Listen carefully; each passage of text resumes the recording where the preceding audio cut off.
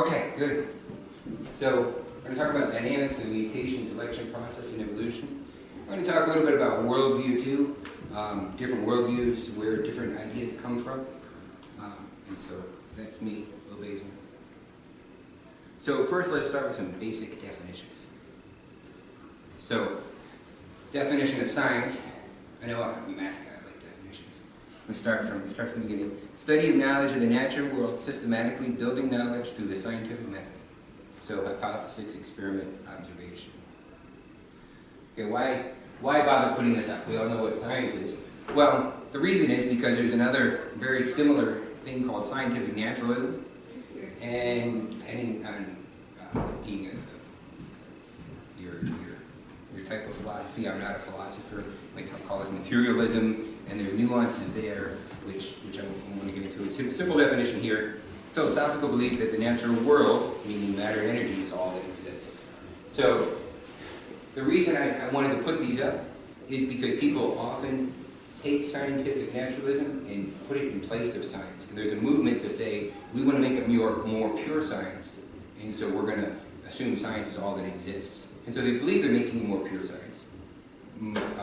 But by doing it, what they're actually doing is injecting philosophy and making it tainted science. So a typical example is Carl Sagan's old Cosmos show. Every show began with these statements, very dramatic organ, church-like music in the background, pictures of the stars, and the statement was, the cosmos is all that exists, all has ever existed, or ever will exist. Right? It's not a statement of science, even though it's a public television science documentary. It's a statement of belief. It's the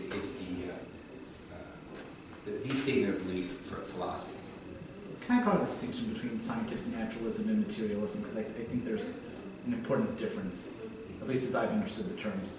Yep. Naturalism, as I understand it, the philosophical position, it is more sort of an a priori,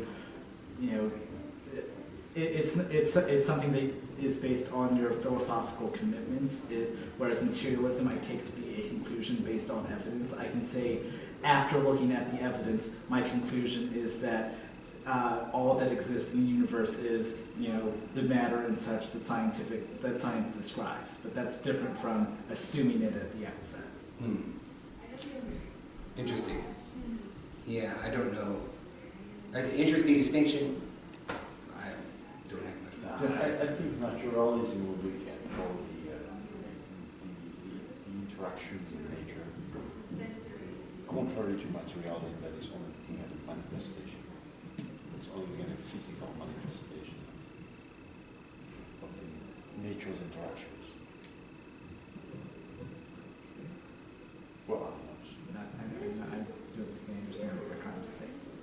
Materialism will relate only to the physical manifestations of nature, rather than all the interactions that nature encounters or days. So what would the other thing outside of materialism?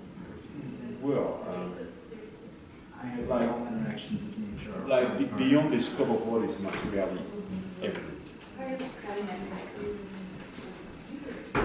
Excellent discussion. I love that. I'd love to hear more, but I'm going to keep moving a little bit out here. So, last thing I'm going to put up, in contrast to scientific naturalism, what a biblical worldview in science is. And so, biblical worldview in science, Christianity depends on your denomination, varies a lot. But here's central themes. Universe is created by God with order and laws, right? God is an order, a God of order, it's not a God of chaos. The created universe is good, right? If you look through Genesis each day, at the end of the day, he says, what I made is good. At the end, he says, what I made is very good. And hence, it's worthy of study. God makes man in his image and calls Adam to study the animals. One of the first things God does with Adam is look at the animals and name them all. And so Adam is, in essence, the first zoologist, according to the Bible. And thus, man should be able to understand the universe. Man made in God's image, God created the universe, and accordingly, man should be able to understand it.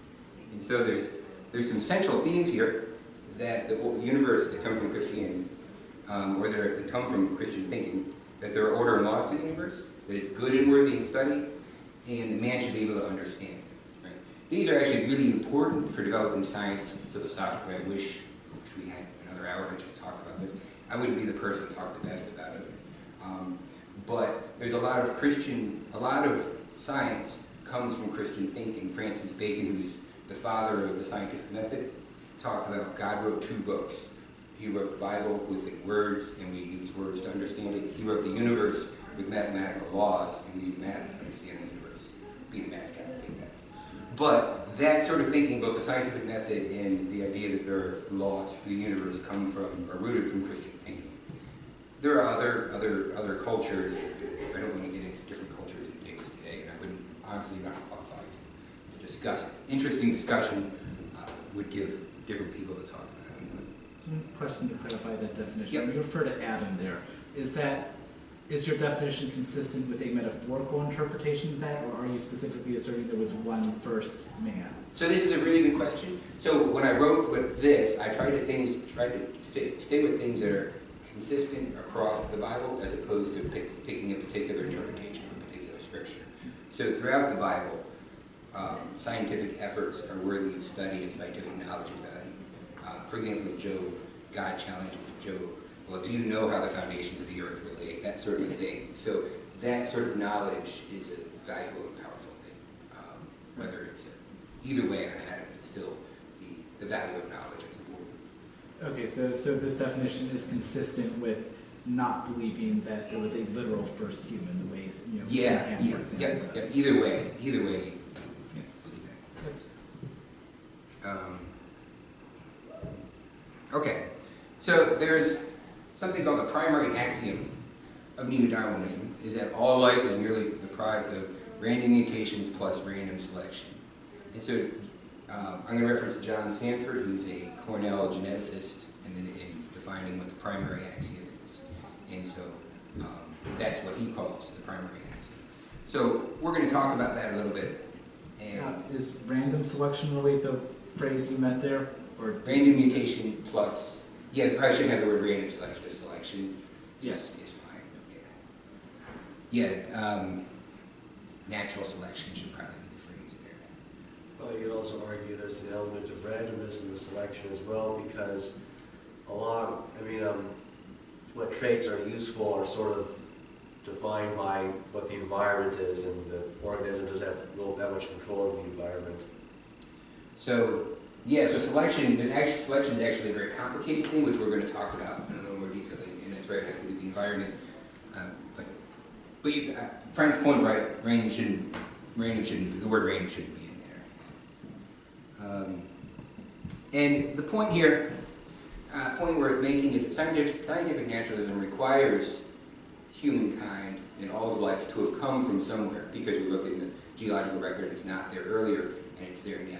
So we need, if you take the scientific naturalism philosophy, then you need some mechanism for how we got here. If you're just taking science is just studying the way things work. You don't have to have an origin story like your different religions or philosophies or things. Okay, so that was kind of setting the stage for some philosophy and how we think about these things. Now we're going to go through a science for a while, and what I'm going to talk about is not really disputed, it's hardcore science, so science and math lecture time. So Aristotle, let's go back in time, we're going to talk about the evolution of evolution. Everybody loves to make this fun. So that's the word evolution. Aristotle had this philosophy. They talked about, back in his day, they did natural philosophy, they didn't do science. Right? So Aristotle thought everything has its ideal thing. There's a chair here, but there's some ideal of what a chair is, and it's sort of this divine ideal. And this chair and that chair and the chairs in the other room are all instances of that divine ideal. And the divine ideal for things has properties. For example, metal is heavy and tends to go down. So